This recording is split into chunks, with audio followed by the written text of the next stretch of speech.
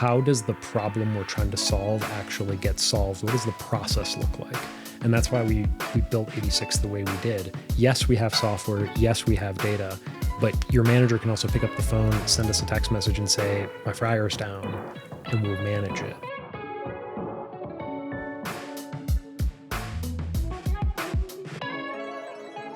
All right, welcome to the Restaurantology Podcast. Glad to have you here today, Daniel. You flew all the way in from Richmond, Virginia, and we're here in Salt Lake City, Utah. Actually, to be honest, we're in Utah County, so Provo, Utah, right next to the BYU Cougars. Hey, by the way, BYU, they have the best record they've had in like 30 years or something. Like they're 5-0 right now. Wow. Yeah. Good for them. I just had to throw that out because I watched the game and then I watched U of U and I'm like, oh, U of U is not as good now because they're 4-1, but I'm not that much of a football buff, but I have watched it a little bit more just because of my son Tobin playing football, and now I watch it. But I can't keep track of the college teams here. I know there's some rivalries. There's some rivalry, and there's a lot of them, so you have to kind of keep up with them. But yeah, we're right across the street from BYU, and with the best podcast team on the planet of Earth. So if anybody wants to know who they are, look them up because they're the best out there. But I'm excited to have you on today because we've talked on Restaurantology Podcast to operators, partners, partner vendors, and you're not only a partner vendor, but you're also one of the investments we made and the only investment we've made in tech. People always ask us at Savory, like, do you invest into tech? And really with our investors, we've kind of left that to several tech firms that are out there that invest into tech specifically. But this one was so unique to me in my mind because it's so core to our business of what we do. Every single day, it's something that we have to deal with. It's not a decision. It's not something that I wake up and go, I don't think we're going to do this today. It's forced on us as operators in the industry. And so that was why it was pretty easy for us when we went to investment committee to say, Daniel's raising around and we should probably put some money in this because we're going to be using this with every one of our portfolio companies moving forward, and we do. And so up front, for all the listeners, we are invested into Daniel and his company, 86 Repairs. We think it's one of the best out there, and that's why I thought it would be most useful to actually do a full podcast on it so people really understand it. I think when people hear tech right now too, Daniel, they kind of go, tech, I've got enough tech, or I'm trying to still install tech that I have. But I just think that a lot of us are looking at the wrong tech and the stuff that's really going to help us today.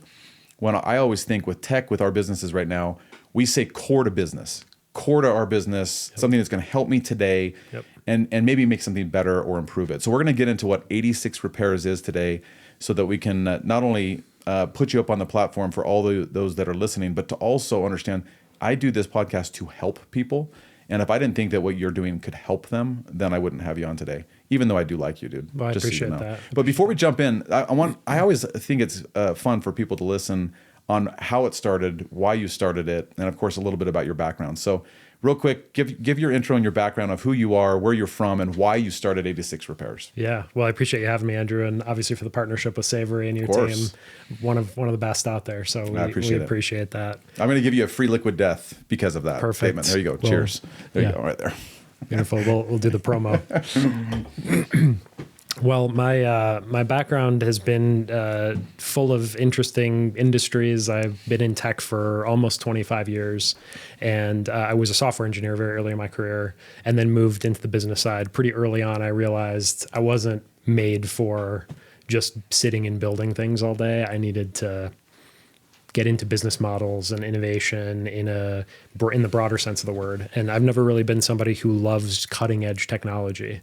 I love business model innovation. I like companies that take something hard and figure out how to do it and scale it and bring it to market in new and interesting ways. And so that was one of the things that attracted me about working in the restaurant industry when I eventually did that, starting 6-7 years ago. I had been in digital transformation, so I worked in healthcare for a while, building digital solutions in healthcare. Jeez, that must have been hard too.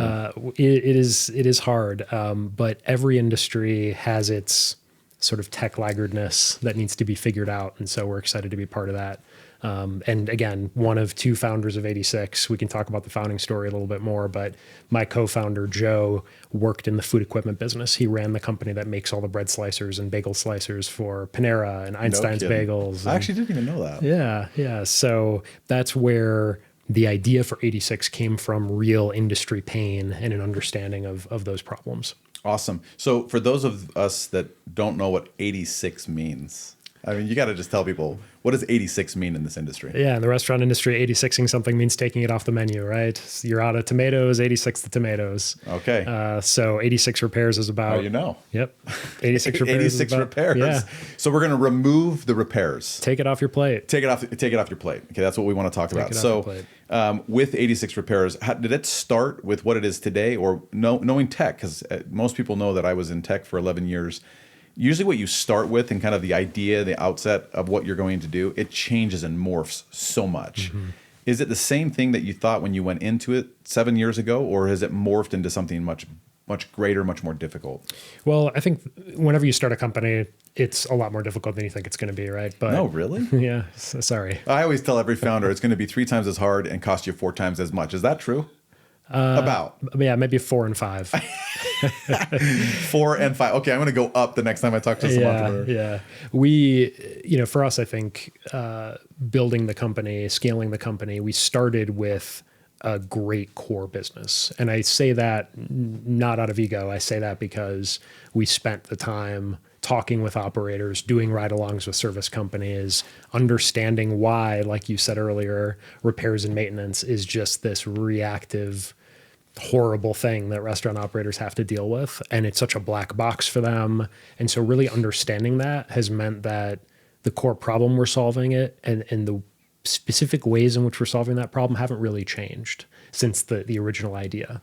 We were actually just looking at the paper napkin of 86, right? I had this dining table that had all these sticky notes on it where we mapped out the repair process. What happens when something breaks, and just following that workflow. And of course, there's all kinds of corner cases and complexity that you don't think about going into it. So doing that work really helped us avoid having to pivot in major ways in the business. Now, of course, we do a lot more, and there's a lot more complexity today than there was, even 2 years ago. But the core business hasn't really changed. Yeah, it's an interesting business because you buy all of this really, really, really expensive stuff. Part of the reason people don't get into the food and beverage industry is because it's so expensive, capitally intensive upfront. Mm-hmm. So you find this location, you spend $500,000, $1 million, $2 million, $3 million hard cash upfront before you make $1, before you even know if it's going to work. Mm-hmm. And you have all this equipment, and you think it's like a car where you buy a brand new car, you roll it off the lot, and you're like, that's new. I mean, nothing's going to happen. And then you have your little warranty period or whatever. But man, anything that's got that many components to it, it's going to have problems, just like a car does. And so it's no different in the food and beverage industry. And for those that are listening as operators, you're like, yeah, I freaking hate that part of my business, because if it's down, also the opportunity cost of having that down and on a Friday night when you're making hay for your business, it's costly, right? Not just to lose income, but also to have that down. So, and all that stuff's critical, right? It's not critical. It's not like you have extra fryers sitting around in the basement, and when your fryer goes down, you're going to plug the next one in. And honestly, if anybody had extra fryers in the basement, you would have to check that person's head, because I don't even know if anybody's ever done that. Question the business sense of that. Yeah. So help me understand then, for a layman, if they hear 86 repairs right now and they say, okay, I have a restaurant, I do go through problems with, my facilities, my maintenance on my facilities, but really the repairs and maintenance on my equipment. What am I probably doing today, and what do you see mostly with brands when you walk in? You go, this is probably what you're doing, which is probably on the back of a napkin, Post-it notes, notes on your phone, and you're just calling around trying to find subs to come in and fix your stuff. And when they come in, they're finding it, they're diagnosing the problem, and then they're ordering parts. They leave. You're still screwed because you're weeks out. Yeah. Is that kind of the problem that you guys walk into? And then how do you simplify that to, there is a better way? Yeah, it's a great question. It depends a lot on the operator and how they're running the facilities, right? You have a wide spectrum. You have operators who are Post-it notes and, sticky notes in the little closet they call an office in the back of the restaurant, and that's the best record keeping they have. And then you have operators, typically larger operators, who have some kind of software tool to manage, at least track what's broken, what's breaking, right? And kind of manage that process. An Excel sheet. Yeah, well, sometimes. But the problem with all of the solutions, the traditional solutions in the industry, whether they're software involved or not, you have computerized maintenance management systems, you have vendor marketplaces. The problem with all those solutions is that they don't really help the operator manage the process of fixing something. And for folks who have not worked in a restaurant, they can't really appreciate the fact that when you're a GM in a restaurant and something goes down on a Friday night, it's not like you just call a service company, they show up, they fix it, it's all happy path, and you're back in business an hour later, right? The process goes off the rails more times than it follows the happy It path. goes off the rails all the time, right? It does not ever go that way that you just explained. Right, exactly. And so the insight for us was, what is the real pain in the restaurant industry around repairs? Why is this so hard? And there are two reasons. One reason is managing this process just sucks from a customer experience perspective. It totally you does. as an operator are the customer. It is a horrible experience for a lot of different reasons. And the second problem, which is related, is that there isn't good data to make good decisions. So you don't have the insights you need to make a good choice in the moment when something is going, something is down, something's going wrong in your restaurant. You panic, right? Yeah. So because you're panicking, you just kind of do whatever you can to get it back online, or you just listen to whoever shows up to fix it. Yeah. They could say anything, and you're like, yes, just get it fixed, right? Well, and you don't, R&M is something that you don't think about until suddenly it's the number one priority in your restaurant. And so there's no effort really to understand, hey, is this piece of equipment under warranty? Or maybe the compressor inside it is under a longer warranty, right? You don't track the repair history. How much money have I spent on this cooler or fryer or griddle servicing it? When should I buy a new one? Those are really simple things. But if you're not keeping track, if you're not capturing that data, which, let's be honest, what restaurant operator has the time or foresight or interest, None of them, right, to do that? Yeah. But if you're not doing that, then every decision you make is sort of in this vacuum of no insights. Did you ever think 25 years ago, because I got to be honest, being in business, a business entrepreneur for 27 years, I never thought I'd be sitting with someone talking about griddles and fryers within the tech arena. I never thought I'd be running a company that works on them. So I just think it's so great. Do you know what the stupidest piece of equipment is in a whole restaurant, in my perspective? What's that? Is an ice machine. Can I just tell you that ice machines, they're the dumbest thing because they always feel like they're broken. And I remember being out on the floor on a Friday and a Saturday night in my restaurants when I actually operated in them with a stupid stick, breaking up the ice and trying to fix it, and people upset because they can't get ice.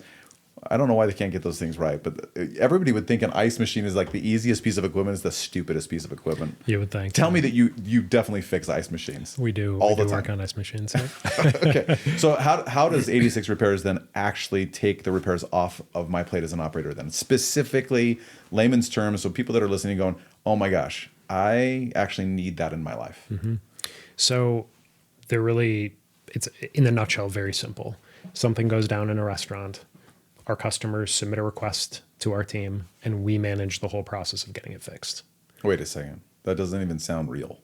But that's what they do. They literally take the picture of it. This is the piece of equipment. This is what's gone down. This is what the issue is. Yep. Send it to you. You literally take it. We do everything else. So they can go back to managing the business. That's right. So our customers have two goals in that process, right? One is, how do I keep my staff happier and keep them working on things that are important in the business, that are strategic in the business, keeping focused on the operation instead of spending an hour on the phone chasing service companies or trying to figure out warranties with manufacturers or whatever steps they have to take. So really freeing up the staff, removing the frustration of working in a restaurant where stuff is always broken and you have to run this horrible, unpleasant process all the time. Yeah. That affects retention of staff. And we hear that a lot from customers, especially now, right, in an environment where restaurant operators are running 30 to 50% of the staff they had even 2-3 years ago. So staff retention, get this off your plate, right? 86 repairs. And then the other component to it is making better operational decisions. How do I know when it's time to replace that fryer instead of throwing good money after bad? Yeah, exactly. How do I track warranties on assets? How do I understand which service companies are doing the best job for me, right, at reasonable prices? So just having those insights and making those decisions, we sell a consistent, great process every time something breaks. And restaurant operators have a very hard time doing that on their own because they don't have the market perspective, right, and the experience of doing this for thousands of restaurants 24/7, 365. Yeah, I would assume that the data is the value, right? Like to have, he who has the data on that wins. It is, but I will say restaurant operators don't care about data.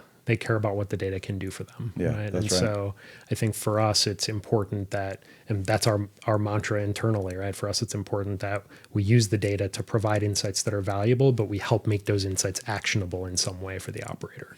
Yeah, it's interesting that you say, help them understand what the warranty is, how long it lasts. Because I think that a lot of times when something goes down, someone comes in, you're panicking. And if you're the operator or the GM, all you care about is having some pressure or stress of that moment go away. Yeah. So you're not making a decision that's really rational. You're making a decision based on panic and fear.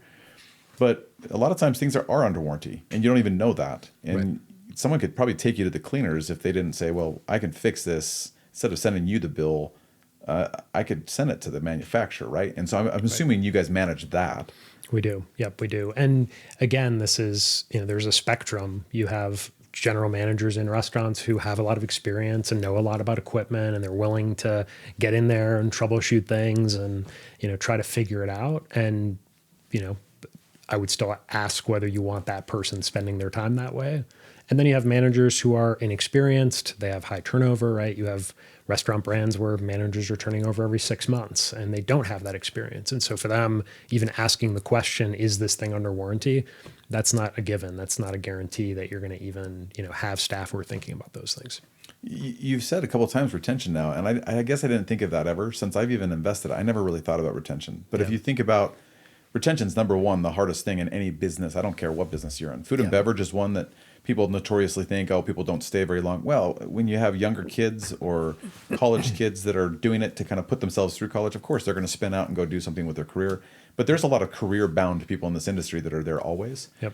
But retention is who you really want to retain are your operators, your GMs, right?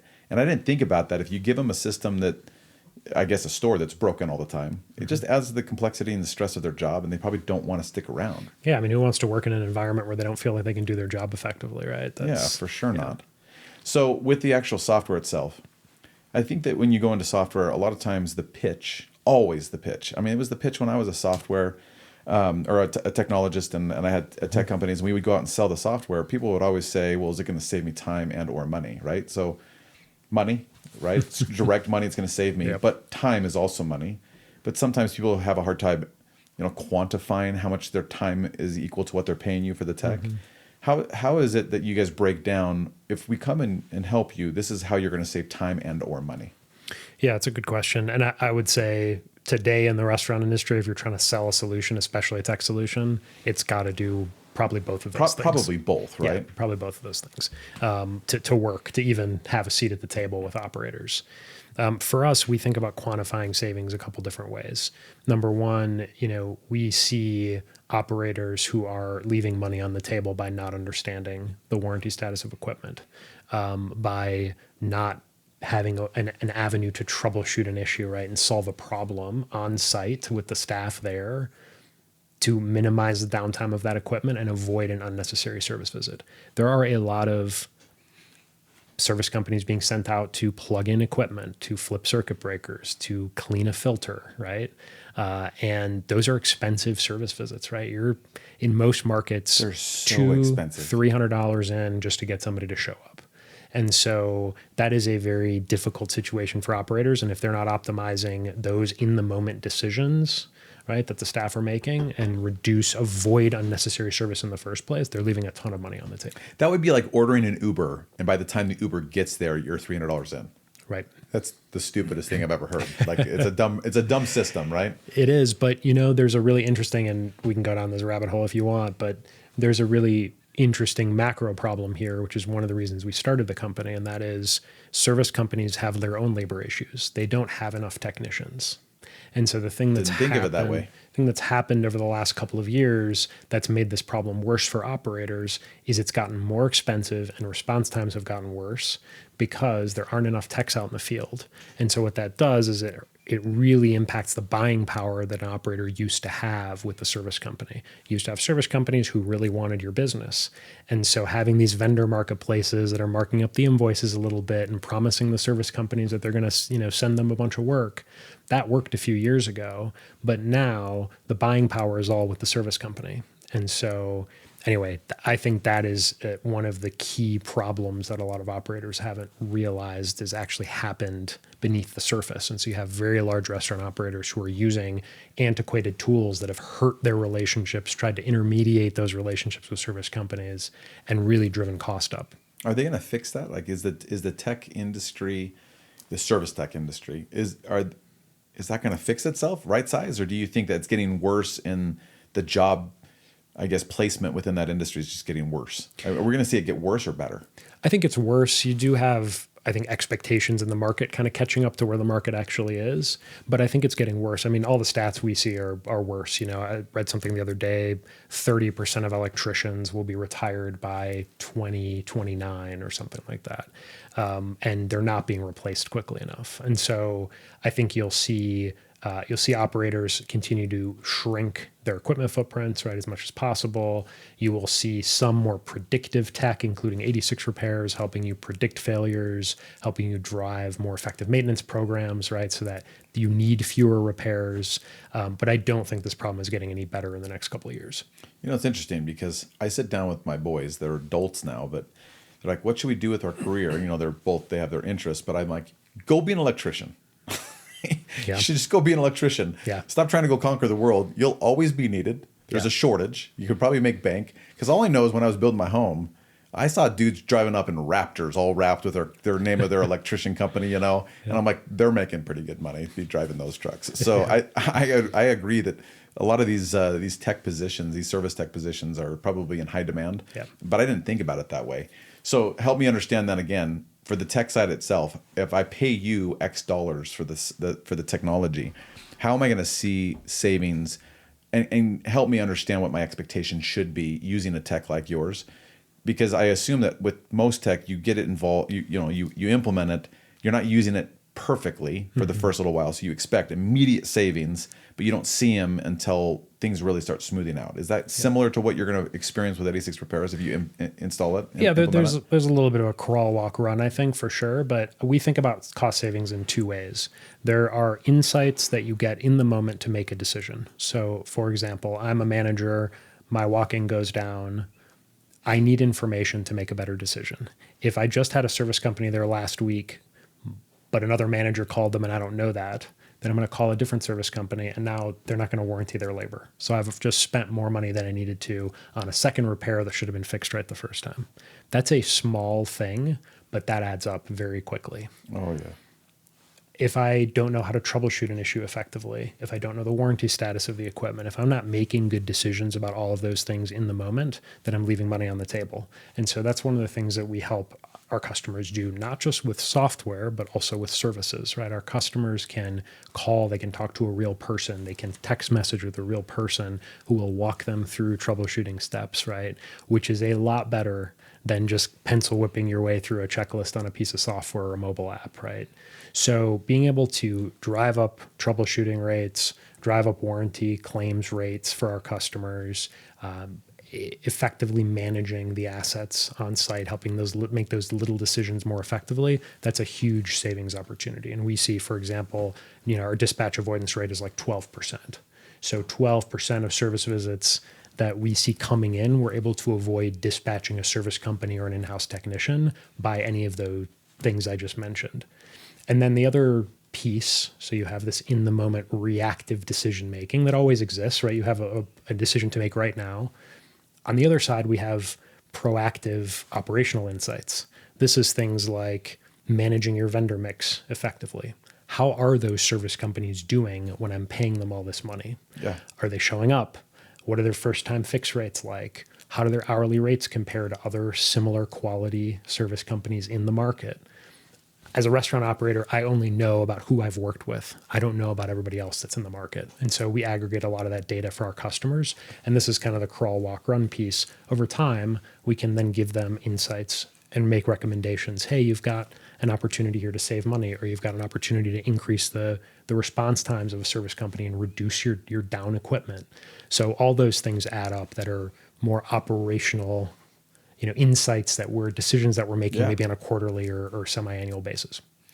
Yeah, preventative maintenance. like I've always been a huge proponent of that. It's just like your car. You go get your oil change every 3,000 miles, and it usually helps. What do you have statistics around that? Like if I do all the preventative maintenance that you recommend, what are you guys seeing as far as the reduction in equipment going down, failing too fast or early? What is the improvement on that? Do you know? I've always wondered that personally. Yeah, we see 20 to 30% reduction in costs. It's significant. Yeah. I mean, when you incorporate, especially simple things like energy savings also, people don't think about that, but energy savings with HVAC systems or refrigeration equipment, it adds up. Yeah, it adds up. And I think preventive maintenance is a tricky thing. We manage PM contracts for our customers, and it goes back to that macro issue. A lot of times you have a service company that's sending inexperienced technicians out because preventive maintenance is typically pretty easy. And so when you have this shortage of skilled trades labor and you don't have people coming into the industry in those junior tech positions, now you don't have the capacity to do that work. And all of your emergency work is stretched super thin because you have customers calling and needing emergency service right now. And so those PM visits start getting pushed down the road, and now you're 2 weeks late and 3 weeks late, and it's been a month, and we'll just wait until the next one. And you're paying for maintenance that's never happening. And so there are a lot of these kind of, I hate to say it, but there are all these things that are sort of conspiring against the operator, for sure, to make R&M as painful as it is. So help me understand, as an operator too, we get pitched a lot on tech, right? As you can imagine, we talked about this, you and I together. But you have all these companies coming to our doorstep and saying, listen, if you sign up for our tech, it's this much per restaurant per month, whatever. And I'm like, if I signed up for every single one that told me that, I'd be paying like $50,000 a month for all these different tech solutions. How do you combat that right now as 86 Repairs with everybody that's got things for their POS system, to their accounting, to their X, Y, and Z, inventory management? How do you go in and say, those are all important, but we're just as important? Because I feel like this is something that people go, yeah, I'll get to it. But in my mind, I said at the very beginning of this, we believe it's core to your business, that if you're not focused on and managing your largest, most expensive assets right now, who cares if you have a POS system to sell anything if you're not focused on your $1 million you spend on equipment, right? So how do you combat that from your perspective? Because that's how I see it. Am I seeing it right? Mm-hmm. I mean, it's not easy, right? There's no magic solution. We look for a couple things. One, it's always easy to tell when you start talking with an operator whether they want to be proactive, whether they believe in the relationship as a partnership, whether they're looking for a real solution to a problem, or whether they're just trying to band-aid something, right? And just check a box. And that with something like R&M, that doesn't work. We can't just come in and fix the problems on day one. The operator has to be willing to go through some change on their side, right? They have to think their staff have to think differently about the way they're managing this process. And we're there to guide them. We're doing a huge chunk of the work for them on that. But it's really, really important that an operator sees, what we do as a partnership. So that's a good starting point. Then I know at least we're not wasting our time in a conversation. But I think in terms of really convincing an operator that we have a solution that's worth investing in, if they believe R&M is worth investing in, that's check number one, right? Check number two is we show them. If they have an existing software tool that they're using, they've got some data, often a lack thereof, and that's just as powerful, right? To show where those gaps are.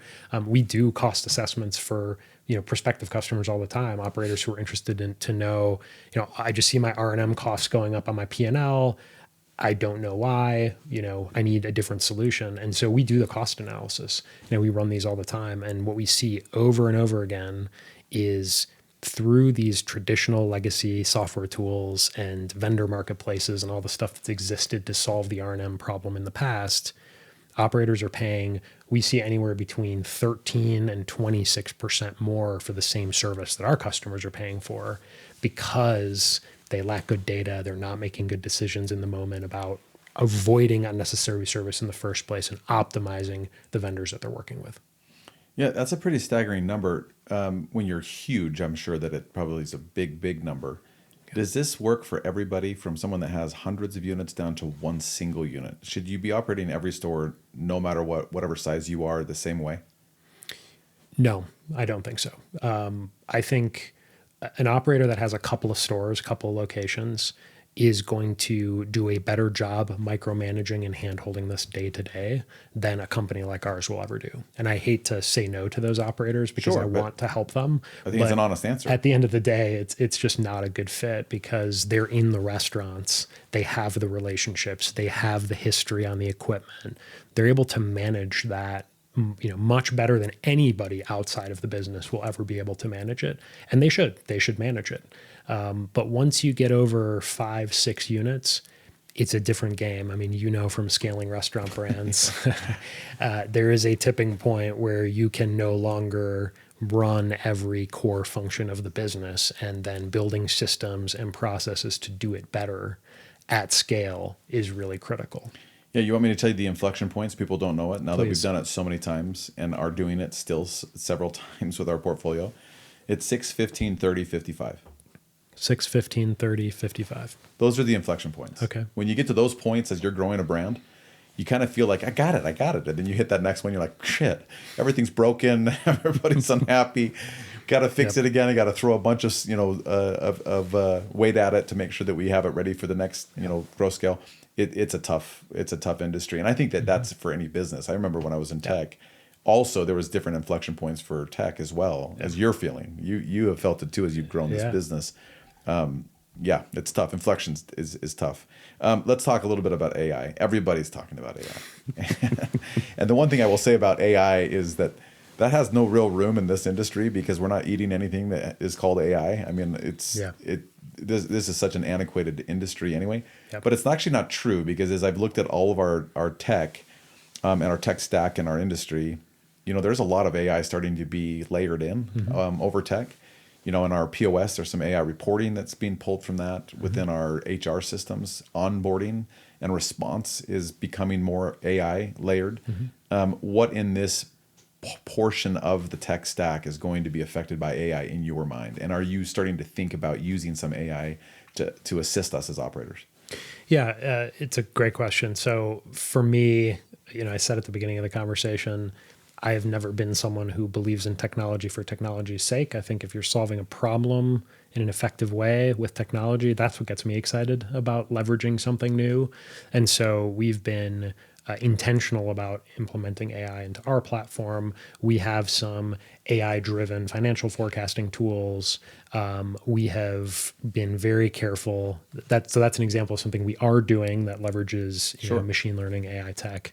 But we've been very careful about not implementing AI into things like customer communication, vendor communication, because the technology needs work in our corner of the universe in order to be an effective replacement for human collaboration on a complex workflow like this. So there are examples where I think it's been good. We've implemented. There are examples where it needs work and needs investment from us, but also from companies who are developing that underlying tech.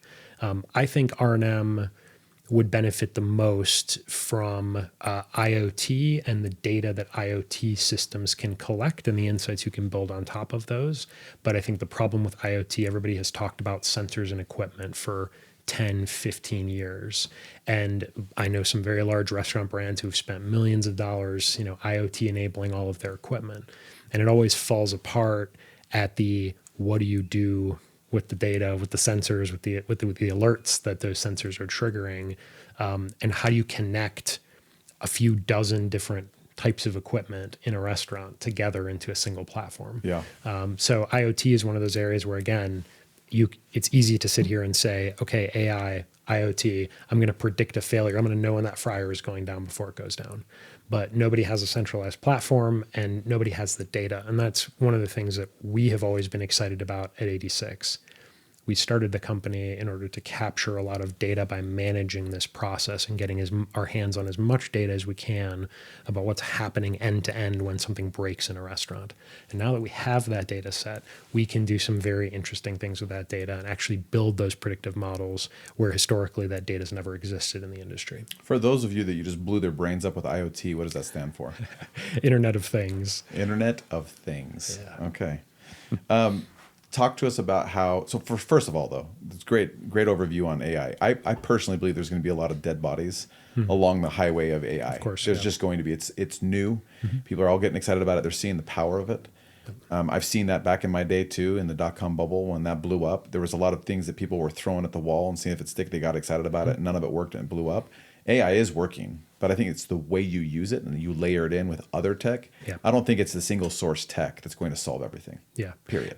No, and the restaurant industry is a perfect microcosm for this, right? I mean, take AI out of it, just technology in general, there's starting to be a lot of blowback in, for example, full service restaurants, against tech. I don't know if you read the Pete, what's that guy's name? The New York Times restaurant critic who just retired, Pete Wells, I think is his name. Yes.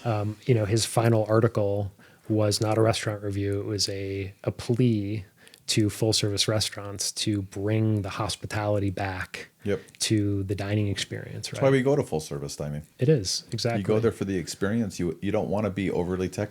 I feel like it's a problem when you go into restaurants now where we've gone away from hospitality. Yeah. And you sit down and you have to scan a QR code to order, and you scan the QR code again to pay.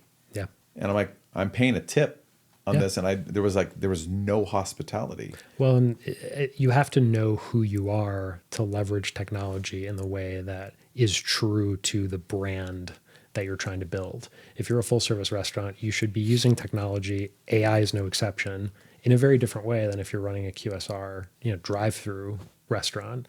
And you're optimizing for speed and convenience and cost and balancing that with quality, right? Then yes, queue up, fire your orders when somebody is, 3 minutes away from the restaurant. Use tech, use AI to make these, kind of very operational decisions that drive convenience. But if you're going to one of our customers is Mujo in Atlanta. It's an omakase, Michelin star omakase restaurant. It sounds amazing. I don't even know what you just said, but it sounds amazing. I got to try it. A chef's sushi tasting restaurant. I'm going. And it's, that is a beautiful experience. It is an event to go to that restaurant, right? That's very different than if I'm trying to do the drive-thru on the way home and I've got 3 screaming kids in the back of my car and I'm trying to get dinner on the table at Taco Bell. So I know who you are and leverage the technology in a way that's true to that.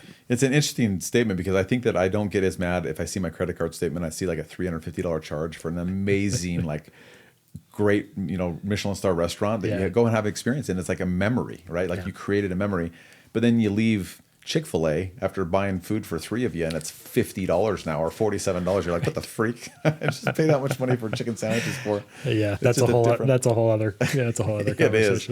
So what is the software parallel to 86 Repairs? When you go into a business and they're saying, oh, we're launching a new POS system or we're pulling this other, which one do you say that's a perfect timing to be considering this as well? Do you see some parallels with other software that's being installed or implemented into a business that you're saying this is a good time, or is any time a good time to be considering 86 Repairs?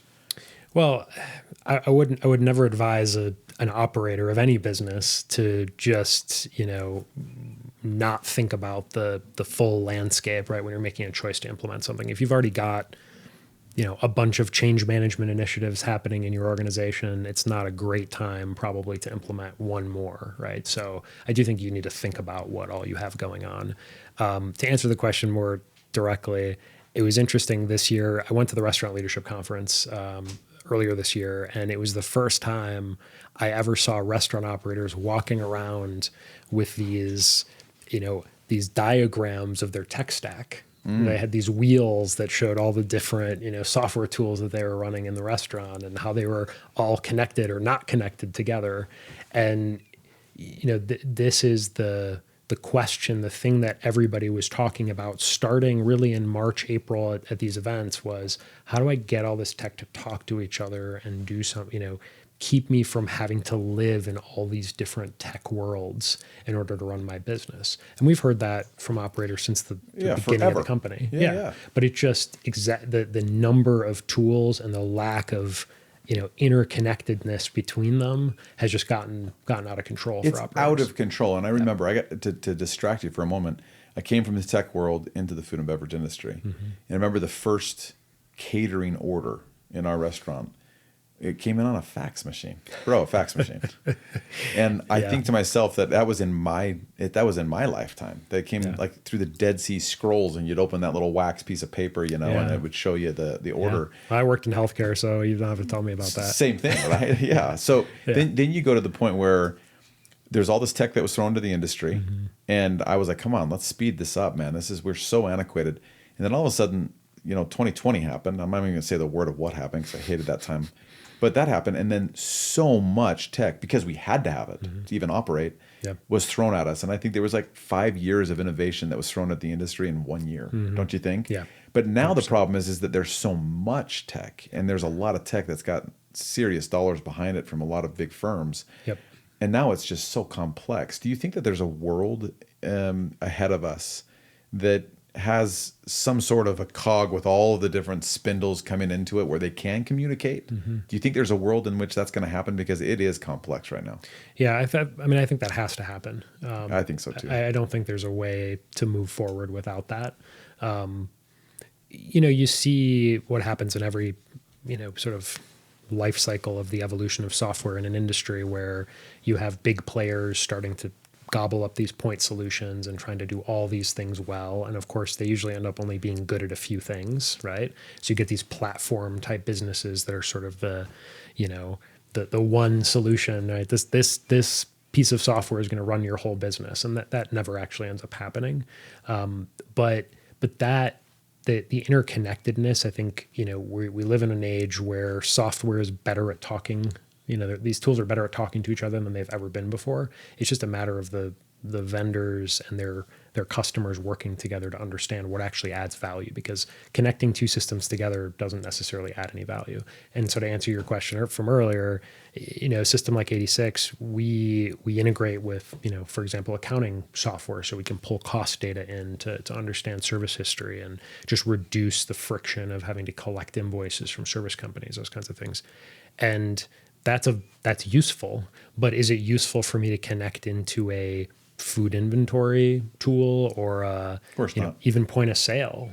Today that's not useful, because I'm not going to give an operator an actionable insight out of those integrations. So I think, talking about everything being connected and integrating together is great, but hairy-carry just integrating everything doesn't make sense either. Yeah, it's interesting. As we look at brands across the country, you would be like really surprised, to be honest, as a technologist, how many brands we go into that are performing extremely well, but they are so antiquated on the system they're using. Yeah.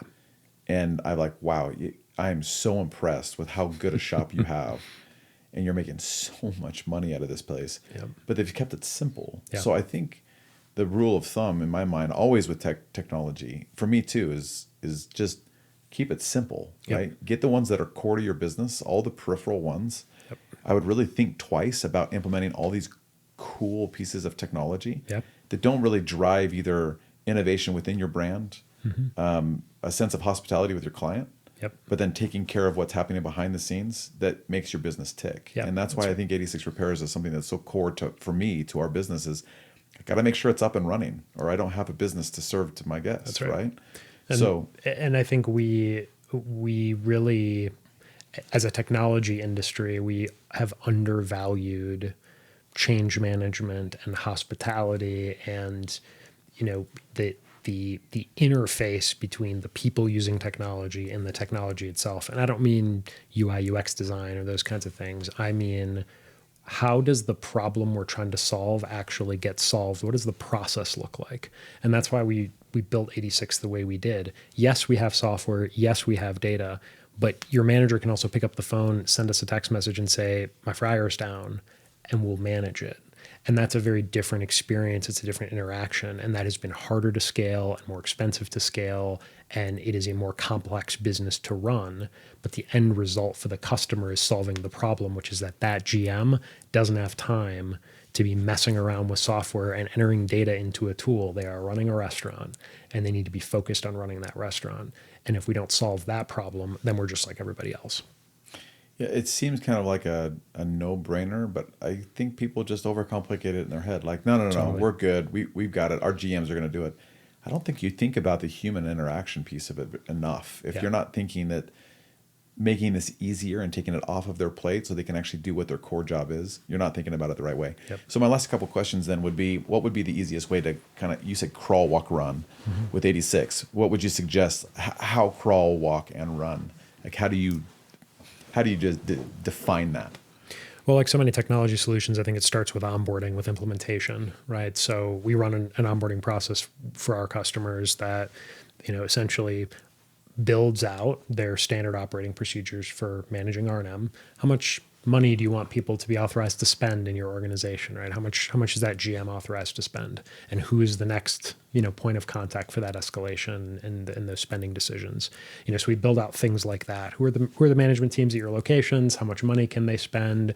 We set up all the assets, all the warranties, run all the checks, all the warranty checks, everything. And you probably learn a lot in just that process, right? So Because much. there's probably a lot of people going, oh yeah, we have a SOP for that. Exactly. And then they sit down and they go, wait a second, we actually don't have a procedure here. We have none. It's just like fly by the seat of our pants. And we thought that people knew, but they don't know. So they probably learn a lot just in that. That's right. And I've never met an operator who had a full inventory of their assets and knew what equipment they were even running in their restaurants, right? I got to be honest with you, Savory probably doesn't even. You do now. No. We do now. We didn't. I'm saying we probably didn't ourselves. Yeah, no, probably not. But that's an example of the crawl step is just get the stuff organized, right? Write it down, put it somewhere, and understand what kind of environment you're working in. And that starts you on the path of being able to run a good process and make those decisions really consistently every time when something does break. So that's the foundation. The crawl foundation is we run this onboarding process, get your stuff organized. Even if you're not working with 86, get your assets cataloged, do the work of understanding what's covered under warranty, what's not. Get a process, get a consistent system and process in place, and get your staff starting to go through that process every time. And then from that, we collect a lot of data insights from running that process, and then we can bring those insights back to the customer and say, okay, you're running a consistent process now. We're doing a pretty good job day to day. You've got this work off your team's plate. Now let's look at optimizing the service companies that you're working with, maybe training the staff differently. Let's look at troubleshooting compliance rates. This restaurant has a great general manager who's always, taking the troubleshooting advice and solving problems. This location has a manager who's not troubleshooting the issues and just sending service companies every time. That's costing you a lot of money. So just having those kinds of insights and being able to understand what's going on in those locations, that's the proactive piece. That's when you start really managing R&M proactively instead of being this thing that just happens to you. What's the secret project that you're working on at 86 Repairs that you're going to tell us all about? No, I'm just kidding. What do you see in the future with 86 Repairs that excites you with your team? You obviously have, and technology, you always have kind of like that, the scope, right, of all the things that you're going to work on from 2 years from now, 5 years now, of what you're going to become. What is the next step for 86 Repairs that you're excited about?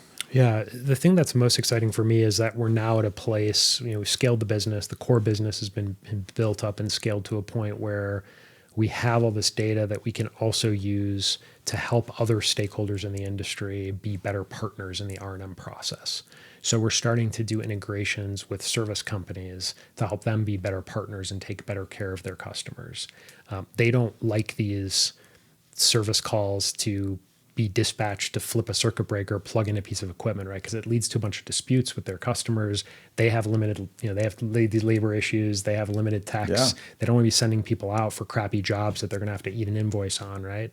So partnering with service companies, partnering with manufacturers of equipment to help them understand how stuff is performing in the market, how they can be better partners to their customers, looking at IoT, as that technology matures a little bit and the use cases become a little clearer in the restaurant industry, I think we're going to be in an excellent position to leverage the data we have to help develop those systems. So those are the things that I'm excited about, is all the other things outside of our core offering, working with restaurant operators directly. There are all these other, players in the industry who are trying to do really interesting things and don't have that connectivity into the end operator's business the way that we do. It seems very similar to what I want to do, and that is just to help the tide rise, right? The rising tide lifts all ships. And I think for you, with that approach, if you can go help all these vendors that are selling us all this stuff, and to say also, this is how you improve this so you don't have so many problems, and that we're doing so many warranty, calls with you, and you're fixing equipment. It just seems like if you're kind of a win-win for everybody, it seems like the right approach, right? Like, let's make everybody, the technicians, the suppliers, the operators, if everybody can just rise the tide a little bit, it seems like it'll be a better future for this industry. Yeah.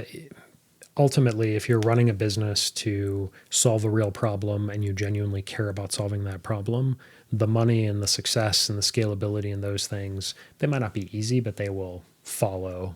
And I think that's the thing that separates great companies from good or mediocre companies, is that they stay focused on trying to solve a problem in the most genuine and authentic way that they can, and the success comes along with that.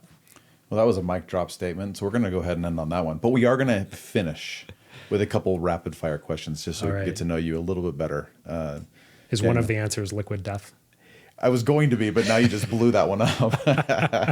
If you're watching it on YouTube here, you can see that we have liquid death next to us, and it's the best drink on the planet. But it's just water. No, but they have a whole other lines now too. They have iced teas and sparkling waters and everything else. But okay, so since you're in the food and beverage industry, if you were to go out, you're not with anybody else, you're not with your significant other, or you're just out on your, what are you going to go and just pig out on? What do you like the best? What kind of food? Oh man, I love eating. So that's which one's the best? That's what's your go-to? That's a really hard call. Or even just the fare. What type of food? I would say I love Japanese food. I've always had. That's why you brought up that one in Atlanta. That's why I brought up sushi. Say it again. What is the name of it? Mujo. Okay, I gotta write that one down. Yeah, great. Castellucci Hospitality Group, great operator there. Awesome. Long time 86 customers. Nice little shout out to them. They're going to get slammed. They're great. They're great people. They don't need my help. Okay, no, I'm sure they don't. Japanese food is high on my list. I love steak.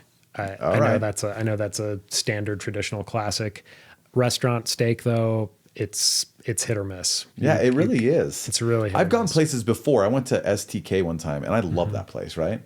And they came in and they said, would you like to have our such and such and such Wagyu that was just shipped over from Japan, and da-da-da-da-da. It's like it's $1 trillion an ounce or whatever it was. Yeah. And I'm just like, that sounds amazing. Let's try it. So I got this Wagyu steak, and then my business partner got just the ribeye. And he's eating his, and he's like, this is the best steak I've ever had in my life. And I tried his, and it was amazing. And then they brought out my piece. It was like these 3 little teeny pieces of steak, right? Yeah. And I ate it. I'm like, that's actually not that good to me. Like, I didn't love it. Yeah. And mine was $300 for those 3 little pieces. Yeah. That's the problem with steak. You're all in with steak. So if it's not good, it's you're from Chicago. Yeah. Bavette's in Chicago. It's amazing. Is one of my favorites. All right. Coke or Pepsi? Pepsi by a slim Pepsi margin. by a slim, huh? Yeah. You're a blue cola guy, huh? Yeah. All right. Yeah. Ketchup or no ketchup? Depends what it's on. Depends what it's on. What if it's fries? Yeah, ketchup for fries. Ketchup for fries. Yeah. Okay, we can be friends then. And mayo. I'm from if you got to do it. Yeah, the Midwest, and I'm just like, you come out here and people just don't drink. They don't eat ketchup. They eat this crap called fry sauce, which is ketchup, like mixed with. Is it mayonnaise? Yeah, it's ketchup and mayonnaise mixed together. I'm like, what are these people doing out here? Yeah, it's good. I mean, I love the people out here, but come on. Got to get the pure ketchup out. I agree. I grew up in the Midwest, so. Yeah, it's all ketchup. It's Heinz, too. You can't go to the other one. It's got to be Heinz. Daniel, thanks so much for joining me today. This is amazing. I would just say this to anybody that's listening that's an operator. This is core to your business. It's really, really important. If you're kind of at that 3, 4, 5 units and you're scaling still, and this is all about scale for Restaurantology, those that are trying to do that, this is not something you can put on the back burner. I would say you start now. As you're scaling, this is something you want to have behind you. I think catching up later is hard with tech too. Like, I'll do it later. And then you have all these problems and you're like, oh, why didn't I start that when I had 5 or 8 units? Definitely. Now I'm 30 and this is a lot harder. It's got to become standard for your business. And so I would say implement now, talk to 86 Repairs. You can reach out to them direct to 86repairs.com. And Daniel has a fantastic team. And absolutely, I'm pumping you here on the podcast because I think it's important. If I didn't think it was important, number one, we wouldn't have invested. This is not just about money to me. I actually think that this is something that everybody needs to do. So thanks for joining us today and explaining it a little bit better. Well, I appreciate that. Thanks for having me on.